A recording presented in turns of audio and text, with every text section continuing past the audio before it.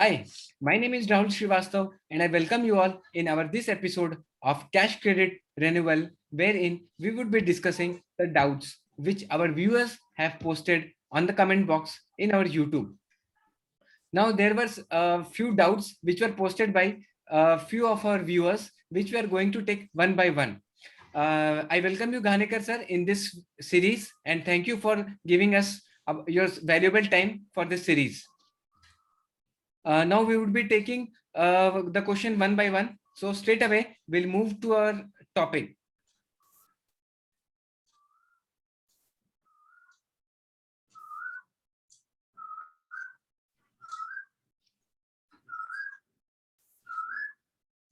So as I said this is our doubts clearing video series. And let us start our first question. Over to you, Ghanekar sir. The first question was put up by Mr. Rahul Donge. Over to you, Ghanekar sir. Yes. Yes. Now the first question, which is put by, it is unsecured loans, and the question is how to see and what should be the tenor for unsecured loan. Now अभी क्या होता है कि unsecured loan कोई भी balance sheet में first there is a capital liability side में, then there are term loans, and then there is a always there is in the balance sheet there are unsecured loans. Normally unsecured loans are the funds taken by the borrower for proprietor from his friends and relatives. और वो अब ऐसे देखा गया है कि normally unsecured loans में एक बार आते हैं तो नॉर्मली वो रहते हैं उधर, थोड़ा बहुत किसी साल कम हो गए, कभी ज्यादा हो गए, लेकिन हम बैंकर उसको कैसे ट्रीट करते हैं, तो अगर हमारे पास बैंक लोन लेने के लिए बोरोवर आता है तो normally we treat this unsecured loans as quasi capital. Means it is not actually capital, but we can treat it as capital because these funds will remain with the borrower, remain in the balance sheet for years together. सिर्फ बात ये रहती है कि उसमें हम banker को secure करने के लिए जब कोई भी कैश क्रेडिट देते हैं और उसमें अनसिक्योर्ड लोन लेते हैं तो बोरोवर के पास से हम एक डिक्लेरेशन लेते हैं कि these unsecured loans will not be withdrawn during either during the currency of the cash credit, और हर साल हम डिक्लेरेशन लेते हैं कि these unsecured loans will not be withdrawn during the current year, क्योंकि सीसी का हर साल रिन्यूअल रहता है और हर साल नया लोन जैसे सैंक्शन किया जाता है सीसी का, इसलिए एक हर साल जब रिव्यू रिन्यूअल करते हैं तब उसके पास से डिक्लेरेशन लेते हैं कि these unsecured loans will not be withdrawn. अगर कैपिटल ऑलरेडी उसका अच्छा है और अगर कैपिटल बेस बहुत अच्छा है और अनसिक्योर्ड लोन्स क्वासी कैपिटल करके ट्रीट करने की जरूरत नहीं है, then this declaration will not be required. Okay. And second thing is that उसमें ये क्वेश्चन था कि how the instalment should be given, but in case of unsecured loans we need not consider any installment because it is a short term, we treat it as a short term for 1 year only, like ये तो उसका एक साल के लिए पकड़ते हैं, लेकिन क्योंकि वो विड्रॉ नहीं होते इसलिए वो अनसिक्योर्ड लोन टर्म लोन के पार्ट में आते हैं, बट वो हर साल हम ये लेंगे कि हर साल देखेंगे और जरूरत है तो डिक्लेरेशन लेंगे, जरूरत नहीं है तो डिक्लेरेशन नहीं लेंगे. ठीक है राहुल जी. Okay. Thank you for clearing this doubt. Next doubt, sir. Next जो है क्वेश्चन ये है कि डाइवर्जन ऑफ फंड्स, उसमें केस स्टडी एक चाहिए, ऐसा एक ये था क्वेरी थी. तो अभी डाइवर्जन में क्या होता है ना कि there are so many angles to the diversion. अभी एक केस स्टडी करके तो उसमें ये होता नहीं है, we will take case study, but basically क्या होता है जैसे जैसे जैसे हम बैंक में काम करते हैं, जैसे हमारा एक्सपीरियंस बढ़ते जाता है, we go through various balance sheets और फिर हम माइन्यूटली चेक करना स्टार्ट करते हैं, तो हमारा एक्सपीरियंस बढ़ते बढ़ते we can come to know ki where the diversion is. But I will take one example. Rahul ji, you can will you put that table? Yeah, for sure, sir.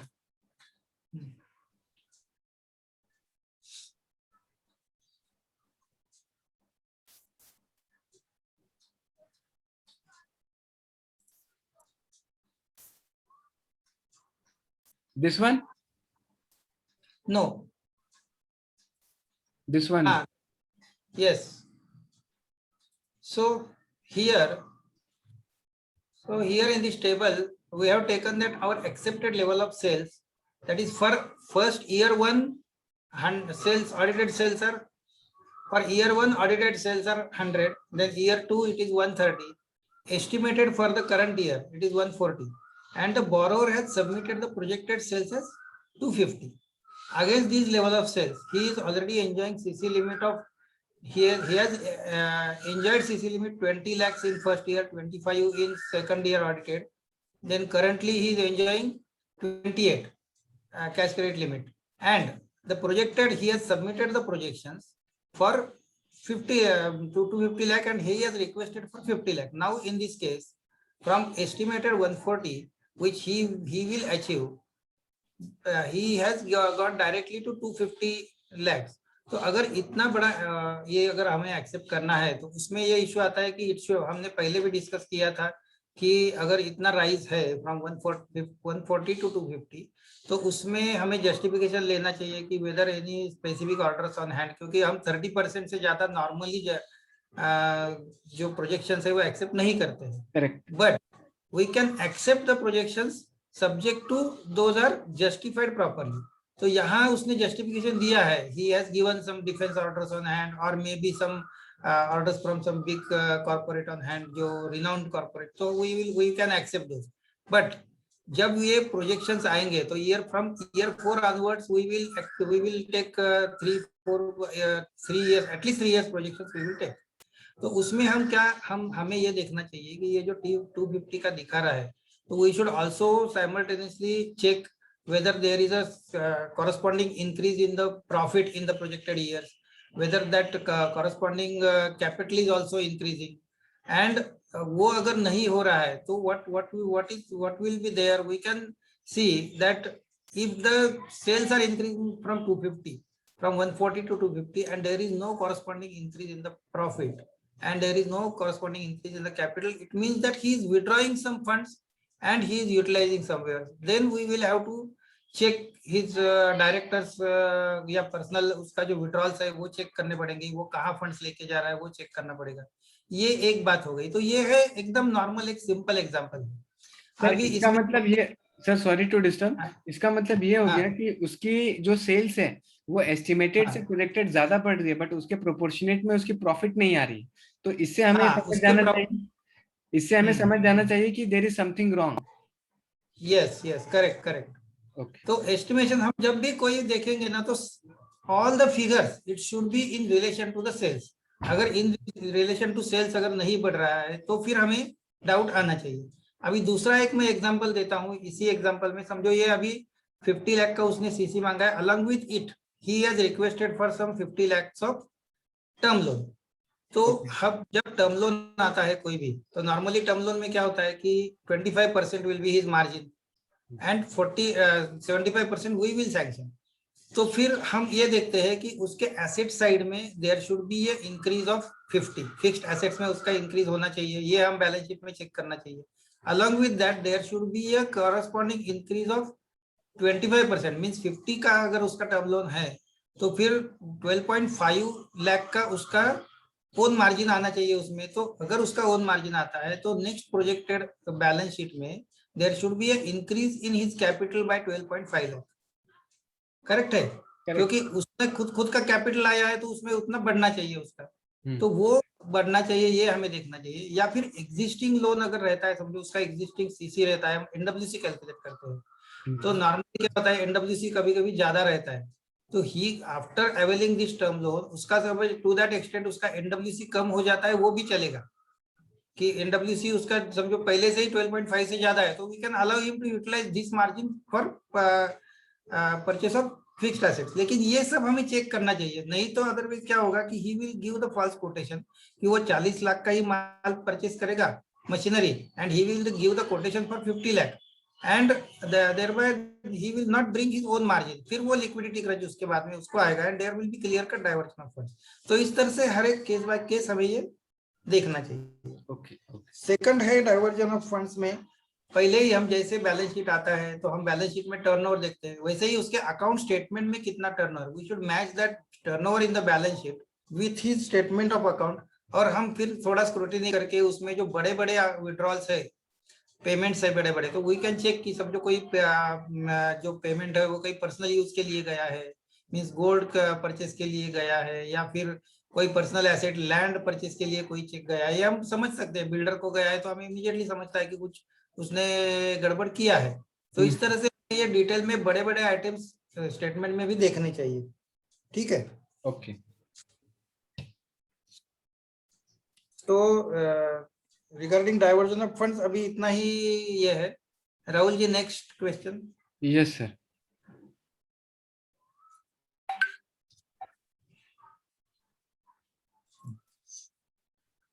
Next, actually, it is operating cycle. If operating cycle is less than 90 days, if operating cycle is less than 90 days, what method should be applied? Actually, right now, bankers are applying only two methods as we have discussed earlier. Only Nayak committee, we will sanction the limits for MSME for Nayak committee, and for others as per Tandon committee. And for MSME, both the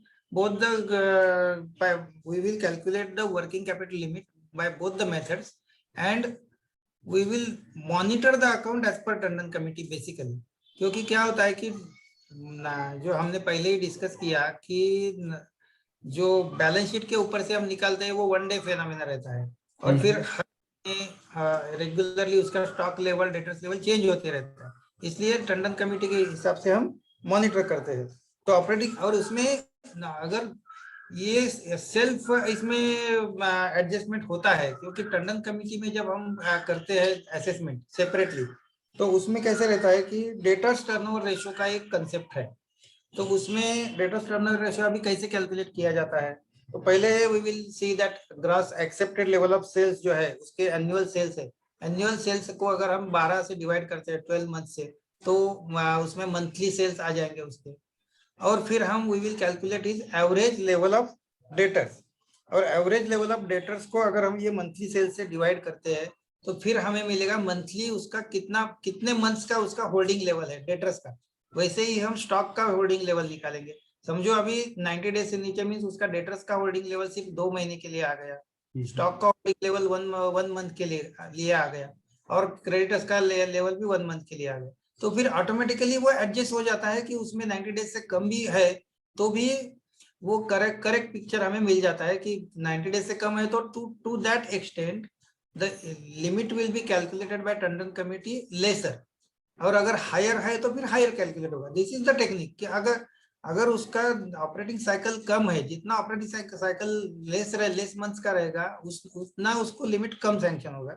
जितना ज्यादा रहेगा क्योंकि उसके funds block ज्यादा time तक होंगे, इसलिए उसको ज्यादा वर्किंग कैपिटल की लिमिट मिलेगी। उसमें भी बैंक ने लिमिट डाल के रखा है कि अभी आज की डेट में एमएसएमई के लिए maximum we can give 6 months, क्योंकि अभी डेटर्स में थोड़ा प्रॉब्लम भी रहता है कि डेटर्स रियलाइजेशन फास्टर नहीं होता है, इसलिए एमएसएमई में we can consider maximum 6 months debtor level with proper justification. तो इस तरह से ये फ्लेक्सिबिलिटी है, और उसमें कोई डिफरेंट मेथड नहीं है, ये दो ही मेथड यूज करना है। Okay, and one more thing, this operating cycle depends on the nature of the industries also. Suppose if it is a construction sector, then operating cycle would be more, and if it is some other sector which is where the frequency is much more, then there the operating cycle would be normal or below normal. Correct? Yes, correct. हाँ, it will depend on the nature of business. Normally construction में ज्यादा time रहता है, क्योंकि government और particularly जो civil contractors रहते हैं उसमें क्या होता है कि गवर्नमेंट की तरफ से पेमेंट आने होते हैं, और वो मोस्टली गवर्नमेंट अपना जो बजट है वो फरवरी मार्च में कंप्लीट करता है, तभी उनको पेमेंट मिलता है। इसलिए it is always observe that in particularly in civil construction के जो ये रहते हैं प्रपोजल्स, उसमें सबसे ज्यादा डेटर्स का रियलाइजेशन जो लेट होता है ऐसा। But in general, what we understood is that this is for viewers. What we understood is that the lesser the debtors period, the more comfortable the company would be, or the more profitable the company would be, right? Yes, correct. So Next friends, question. our next question is regarding NWC. So NWC means nothing but the margin to be brought by the बरोबर। तो existing business में क्या होता है कि जब हम balance sheet के ऊपर से, उसमें ये है कि what will be the correct representation for NWC. तो बैलेंस शीट में हम एनडब्ल्यूसी कैलकुलेट करते हुए have already seen how to calculate the NWC in our earlier episode. तो उसमें ऐसे है कि एनडब्ल्यूसी कभी पॉजिटिव भी आ सकता है, कभी नेगेटिव भी आ सकता है। तो राहुल जी उसमें table. Yes sir.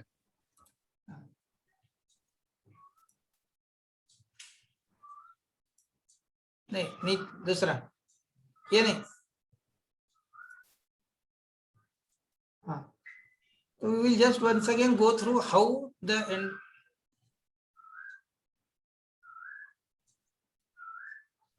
we will again go through how the NWC is calculated. You can see the here in blue colored it is long-term sources and then long-term uses, and the gap between long-term sources and long-term uses, it is NWC in the blue color where one line is there, and then short-term sources and short-term uses. So always long-term NWC is excess of long-term sources over long-term uses. That definition we are given, you can see from this picture.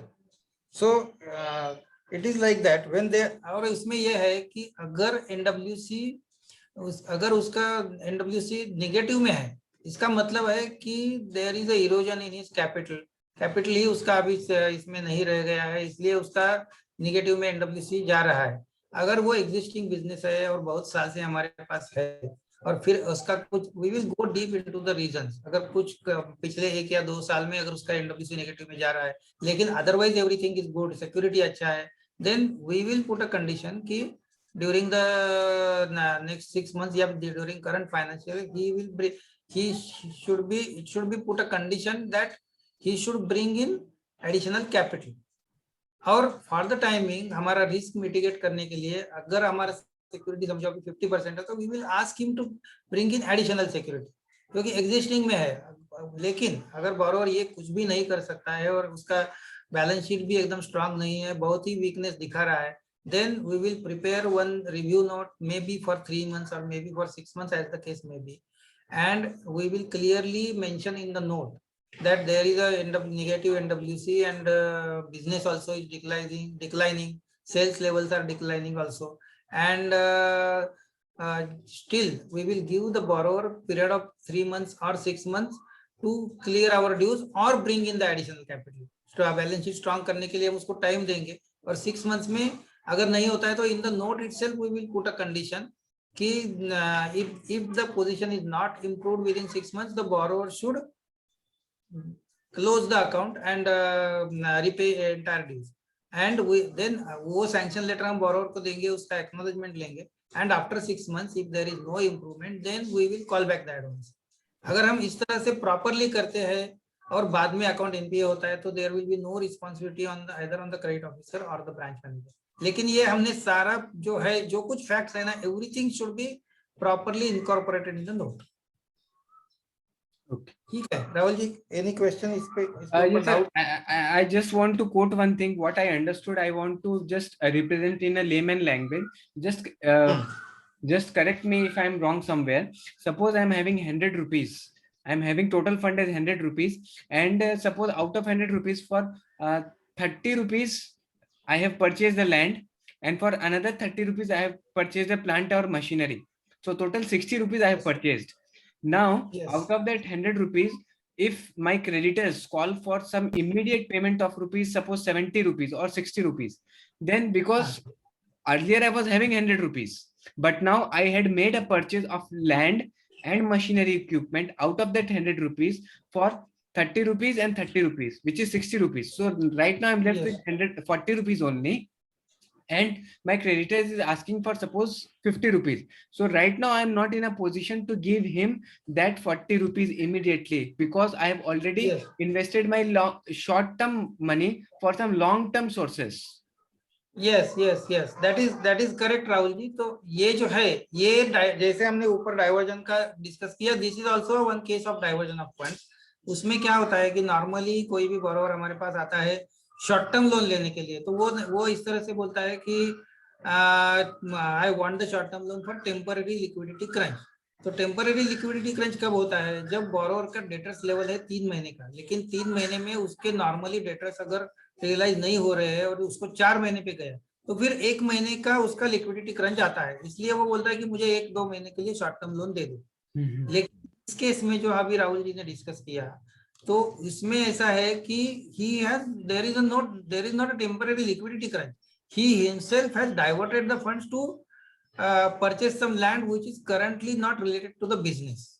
तो इसलिए ऐसे cases में हमें सावधान रहना चाहिए, और ऐसा अगर डाइवर्जन ऑफ फंड्स आता है तो then we will have no option but to send a notice to the borrower, then prepare a short note or a short review and then call back the advance subsequently. Okay. Okay, but preparing a note, if somebody founds this type of case, then preparing a note and giving notice to the customer is very important. Yes, definitely. But everything should be in writing, because once you give the note, even if he is not ready to give the acknowledgement, you can send him by post or you can send him on his WhatsApp, whatever it may be. By whatever mode you can send, and you should keep on record that we have informed the borrower properly. Okay. Thank you. Next doubt, sir. Yes, our next point is working capital term loan. So the question is, what does it do to the balance sheet? अभी ये बहुत important question है. It is related to restructuring of loans, particularly restructuring of cash credit accounts. अभी राहुल जी इसमें वो table जरा. Yes sir. So this we will discuss with a simple example with very simple figures. जो left side table है, that is,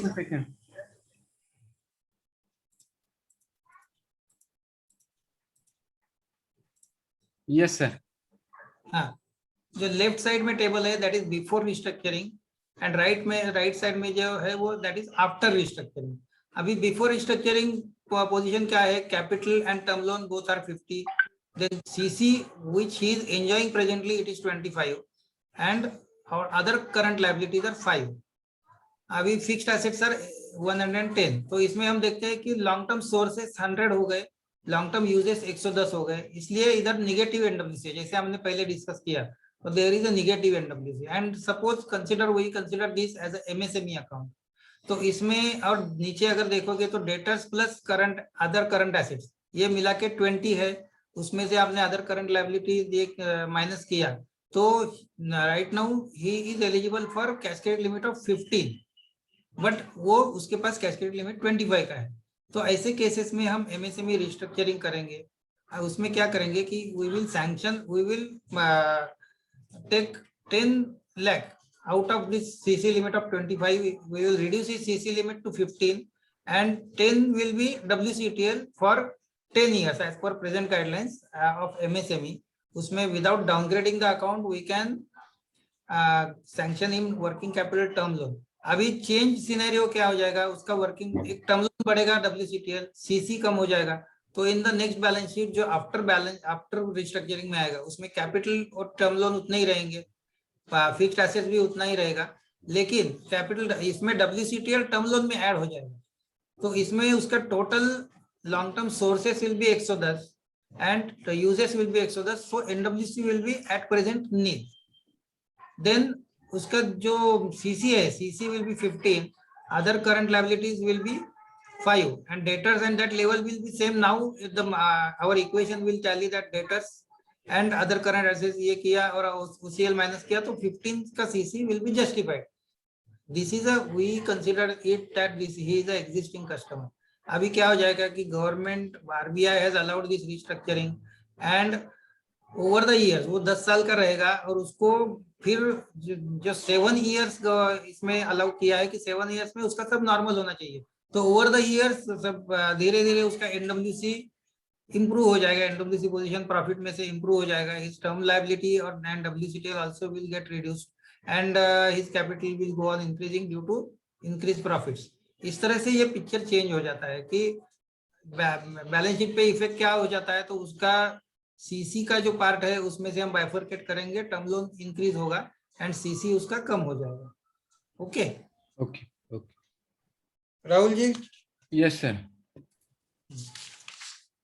So we will move on to our next last question. Yeah. It is regarding unsecured loans. No. Sorry, Unsecured things we have it is discussed. regarding due diligence checkup for large corporates. Correct. Okay. हाँ, तो due diligence checkup पर large corporate सबसे important जो है कि normally large corporates में हम 5 करोड़ से ऊपर जाने के बाद कंपलसरी होता है कि उसका प्राइवेट लिमिटेड कंपनी होना चाहिए वो. So we will discuss with reference to private limited companies. तो प्राइवेट लिमिटेड कंपनीज में हमारा एग्जिस्टिंग होने दो या न्यू होने दो, we should obtain ROC search from the company secretaries, और वो हार्ड कॉपी हमारे पास रखना चाहिए. क्योंकि क्या होता है, हम जब ऐसे ये मांगते हैं तो उसमें एक तो हमें यह मिलता है कि उसमें लेटेस्ट कोई उसका जो डायरेक्टर्स है उसमें कोई रिजाइन किया, कोई या नया ऐड किया, तो वो मिलता है. समझो नया प्रपोजल है तो before he submits the proposal to us, कभी कभी ऐसे होता है कि एक 10 दिन पहले या 2 दिन पहले ही वो डायरेक्टर चेंज किए जाते हैं, क्योंकि सिस्टर कंसर्न होते हैं, ऑलरेडी सम एग्जिस्टिंग फैसिलिटीज रहते हैं, फिर ग्रुप कंसेप्ट अवॉइड करने के लिए वो डायरेक्टर चेंज कर देते हैं. तो ये हम स्टडी कर सकते हैं इससे. दूसरी बात है कि उसमें अगर कोई नए चार्जेस है ड्यूरिंग द लास्ट ईयर, उसने कुछ नए दूसरे कहीं से लोन लिए हैं और वो चार्जेस अगर रिफ्लेक्ट हो रहे हैं उसमें, तो आरओसी में वो हमें मिल सकता है. इसलिए ये बहुत जरूरी है कि आरओसी सर्च हर बार हमने लेना चाहिए हर साल, और ये लेके, और ड्यू डिलिजेंस में हम जो कुछ करेंगे वो उसका हमारे पास रिकॉर्ड रहना चाहिए कि बाद में समझो कोई अकाउंट एनपीए भी हो जाता है, and if we have that on record कि हमने ये प्रिकॉशन लिए थे, then we will not land in problem. तो इसलिए ड्यू डिलिजेंस जब भी करेंगे तो हम क्या करते हैं कि विजिट करके आते हैं लेकिन रिपोर्ट करना भूल जाते हैं, या फिर ये आरओसी भी चेक करते हैं तो एमसीए साइट पे जाके देखते हैं लेकिन उसका कॉपी निकाल के रखते नहीं. तो ये अभी then we are not able to prove it कि हमने किया था. इसलिए whatever we do for end of due diligence we should keep it on record. Next है सीआर फ्रॉम ड्यू डिलिजेंस में 8-10 पॉइंट्स है, उसमें एक नेक्स्ट है सीआर फ्रॉम एग्जिस्टिंग बैंकर्स. तो ये भी बहुत जरूरी है सीआर फ्रॉम एग्जिस्टिंग बैंकर. और उसमें एक इम्पोर्टेंट चीज मैं बताऊंगा कि सीआर फ्रॉम एग्जिस्टिंग बैंकर्स में नॉर्मली क्या होता है ना कि either CPCs or even at branch level they tend to give the conditional sanction. Conditional sanction ऐसे रहता है कि branch is advised to take the CRR and keep it on record.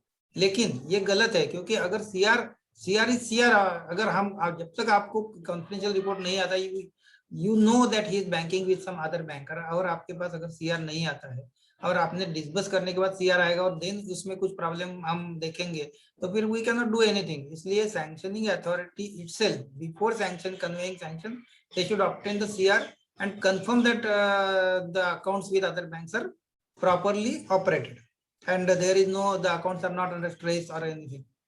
तो ये बहुत जरूरी है कि बिफोर सैंक्शनिंग ये क्या कॉन्फिडेंशियल रिपोर्ट ऑब्टेन करना चाहिए. Sir, but I have one doubt. If suppose CPC commercial or branch has been given a condition that as you said now that that you need to take confidential report from the existing bank, but it has already been sanctioned from their end. So this clause should be removed, right? No. It is not question of removing this condition. ये जो है ना, अभी देखो हर एक level पे समझो आपको ऐसे सैंक्शन आया है सीपीसी, तो ब्रांच लेवल पे आप काम करोगे तो you should first obtain CR and then only you should disburse the account. Okay.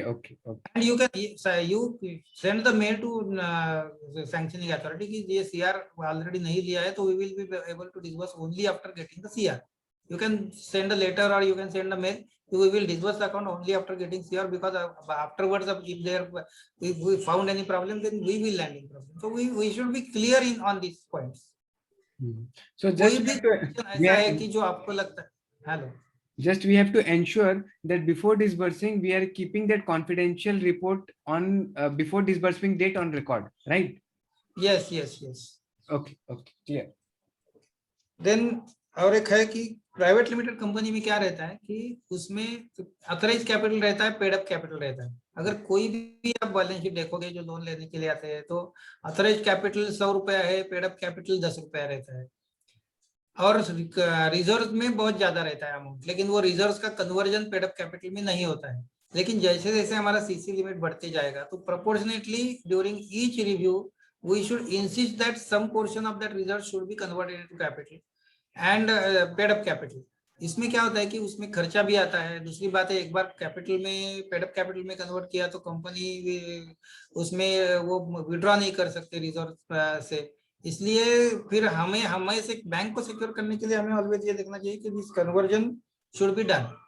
कभी क्या क्या होता है, कभी 5 करोड़ का लिमिट है और सिर्फ 1 लाख का कैपिटल है। ऐसे भी केसेस मैंने देखे हैं कि 5 करोड़ का लिमिट रहता है लेकिन paid up capital, authorise capital 1 crore है लेकिन पेड अप कैपिटल 1 लाख ही है। ये नहीं चलेगा। एटलीस्ट पर 5 करोड़ एटलीस्ट 50 लाख का तो उसका पेड अप कैपिटल एक्चुअली ज्यादा होना चाहिए लेकिन एटलीस्ट 50 लाख का तो होना चाहिए। तो धीरे धीरे we should inculcate this habits with to the borrower. वो तब तक हम सैंक्शन करेंगे ही नहीं उसको। ठीक है। Then next is study of sister concerns and interfirm transactions. ये भी है कि बहुत सारी बार देखा गया है कि इंटरफर्म ट्रांजैक्शंस में अभी क्या होता है, मेरे पास रिसेंटली एक बैलेंस शीट ऐसे आया था कि जिसमें उसका जो करंट एसेट्स दिखाए थे 100 के, लेकिन जब उसका स्क्रूटिनी किया तो उसमें जो 15 लाख के 2 एंट्रीज ऐसे थे कि these where the deposits from sister concern. तो ये जो डिपॉजिट सिस्टर कंसर्न से लिए गए, इसका बिजनेस से कुछ ताल्लुक नहीं है। Means it is a case of diversion of funds. Directly वो कुछ उसका कंस्ट्रक्शन का बिजनेस है and this amount he has taken from here and it is utilised there. फिर वो रिसीवेबल्स करके दिखाया है, वो कब आएगा माल पता नहीं उसको। So it's a false asset actually. हाँ It's हाँ, a इट इज false वो asset. उसमें क्या होता है कि वो एसेट्स करके दिखाया। वी शुड फिर ऐसे केसेस में सीसी सैंक्शन करते समय हमने उसको नॉन करंट एसेट्स करके लेना चाहिए। इफ एट ऑल वी अगर बाकी स्ट्रांग पोजीशन है तो फिर वो नॉन करंट एसेट्स लेके फिर हमें उसको सीसी टू दैट एक्सटेंट हमें लेस सैंक्शन करना चाहिए। ऐसा Otherwise, it would lead to inflated sanctioning. हाँ, इन्फ्लेटेड वो करंट एसेट्स इन्फ्लेटेड दिखा सकता है। इसलिए करंट एसेट्स का हर एक आइटम हमें चेक करके whether it is really current assets ये चेक करके ही लेना चाहिए। क्योंकि जो जैसे हम अनसिक्योर्ड लोन्स में जो लायबिलिटीज में अनसिक्योर्ड लोन्स हम करंट में नहीं लेते हैं, वो लॉन्ग टर्म में ही दिखाते हैं हम। वैसे ही इधर अगर कोई डिपॉजिट है वो भी हम करंट एसेट्स में नहीं लेना चाहिए। करेक्ट है ना? Correct. हाँ, तो इसके आगे GST sales to be verified with actual balance sheet. तो ये तो अभी आजकल है कि हमारा जीएसटी के लिए स्पेशल स्कीम भी है एमएसएमई का। तो जीएसटी का हम रिटर्न्स मांगते हैं, उसके ऊपर से जो कुछ सेल्स है। तो नॉर्मली ये बहुत अच्छा हो गया बैंकर्स के लिए कि जीएसटी सेल्स अगर है तो we are very much in a comfortable position. इसीलिए बैंक ने उसको ज्यादा वर्किंग कैपिटल देने के लिए भी बोला है। लेकिन फिर भी अगर जीएसटी स्कीम में नहीं भी है तो भी हमें सेल्स का काउंटर चेक क्रॉस चेक करने के लिए हमने जीएसटी सेल्स उसका जो जीएसटी रजिस्ट्रेशन नंबर है उसके वो लेके हम जीएसटी के साइट पे जाके चेक कर सकते हैं कि whether whatever he is showing in the balance sheet it is correct और नॉट। ठीक है। Actually, what I want to say is, if we are comparing GST sales, actual GST sales with his with that statement that he has submitted from the website, if we are comparing that, then we are in a safer position.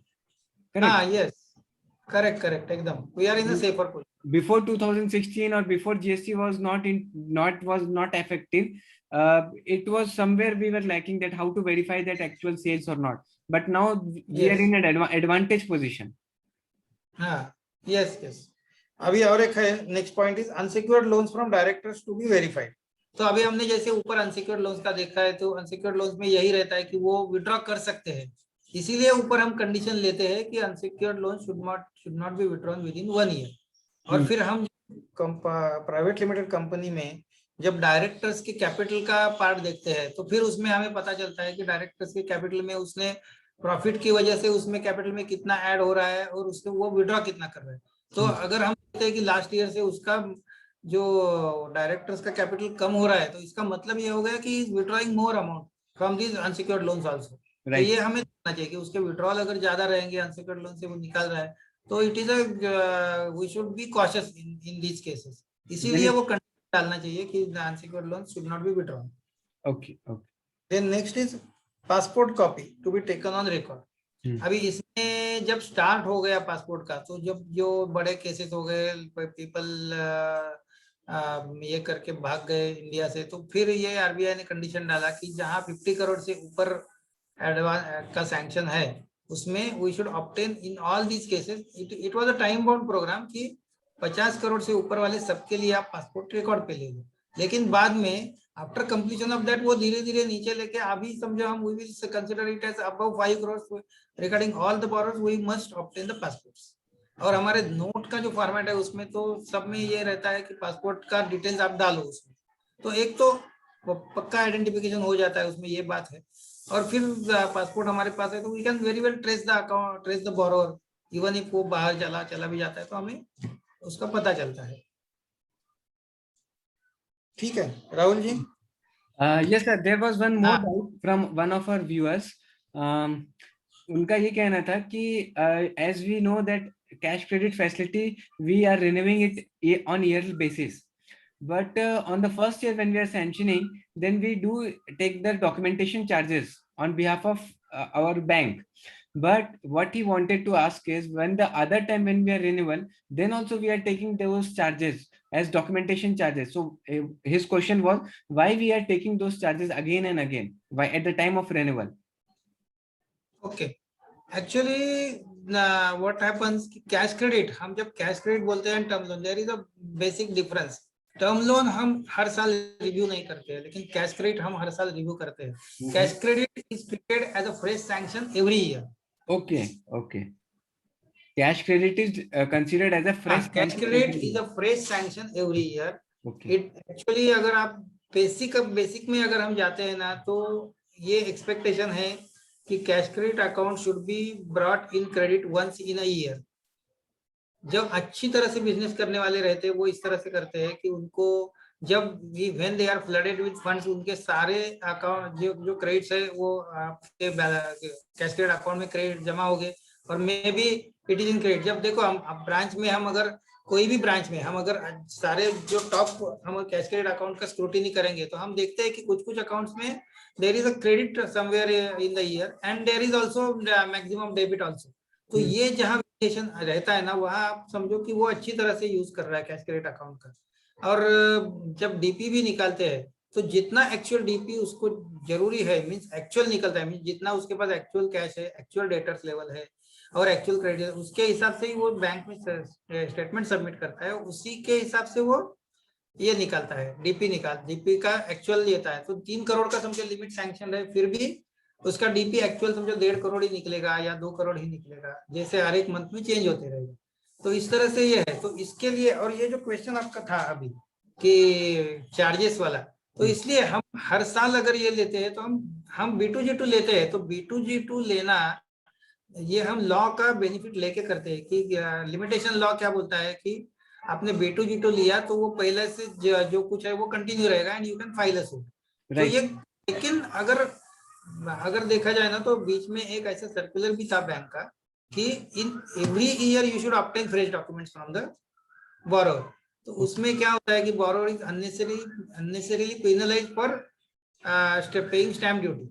तो इसलिए हम ये compulsory नहीं करते हैं, तो उनका उसका एक तरह हम स्टैम्प ड्यूटी बचाते हैं, सिर्फ B2G2 ऑब्टेन करते हैं, अकाउंट लाइव रखते हैं, और फिर नए रिव्यू रिन्यूअल में भी हमें नए सैंक्शन जैसा ही एवरीथिंग करना पड़ता है, हमें विजिट करना पड़ता है, हमें पूरा उसका 4 बार सारे स्टेटमेंट्स वेरीफाई करने पड़ते हैं। तो whatever we are doing, तो उसके लिए तो चार्ज हमें करना चाहिए ना।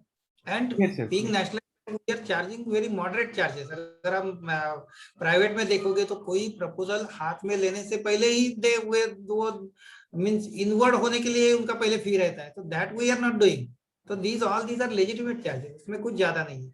Okay, okay, okay. Thank you. Doubt clear. Okay, So, this was yes, this was everything regarding the queries. yes. So I hope we have covered almost all the doubts which were asked on the comment box on the YouTube. I once again request that if you are having any other doubt, then you can just post on the comment box, and we assure you, as we did before, that we will be taking your doubts and we would try to clear those concepts in the most layman language. Now, I would tell Ghanekar sir also that I have made a poll wherein I have asked from our viewers that what are the topics on which they wanted maximum number of videos. So strangely, it came out that CMA they wanted a maximum number of videos. about CMA, and next was about the housing loan, the entire mortgage process. So on CMA, I would like to mention that we are working on it. Hopefully, we'll come out with a video on CMA also very soon, and then we'll come out with a video on mortgage loan also, housing loan, because sir, there is a huge misconception about the mortgage loans, especially about housing loans and all that. So I request that in our next video, please clear the concept about housing loan also. Again, I hope that your doubts are cleared. As we have promised that we would be clearing all your doubts in a in a layman language. I hope we were able to fulfill your expectations. If you like our initiative, we request you to kindly subscribe to our channel, hit the like button, and also do not forget to share this video, because आपका एक like और एक share हमारा motive बढ़ा देगा. Yes sir. There one more thing I would like to add. Now, well, since 2019 January and now in this year also, that MSME restructuring is a very hot topic. And now the RBI has also given fresh instructions, and banks have also issued circulars in various banks. Before September, everybody should go for restructuring. और उसमें bank का pressure भी ये रहता है कि एक बार आपके पास रिस्ट्रक्चरिंग आप कर सकते हो तो there should not be a single slippage. अभी इसमें ये है कि अगर आप एमएसएमई रिस्ट्रक्चरिंग कर सकते हो लेकिन आपने नहीं किया तो then there is a staff accountability. इसलिए ये we would like to cover this MSME restructuring video as early as possible. तो उसमें स्पेसिफिक किसी को डाउट है तो वो अभी अगर हम वो वीडियो प्रिपेयर करने से पहले अगर आपने डाल दिए उसके डाउट तो we will be able to cover before even in that video. Okay, so right now we are saying that our next video would be on restructuring, and if you are having any kind of doubt related to restructuring, please do post on the comment box in my channel, YouTube channel, and then we'll take those doubts or your whatever issues regarding to restructuring in our video. We'll cover all those aspects. Okay? Yes. Okay, so I hope this video was useful to you. Again, if you like the initiative, kindly share this video and do not forget to subscribe our channel.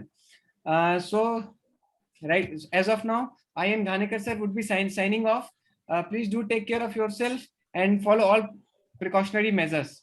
Till then, bye bye. Take care. Thank you, sir. Thank you.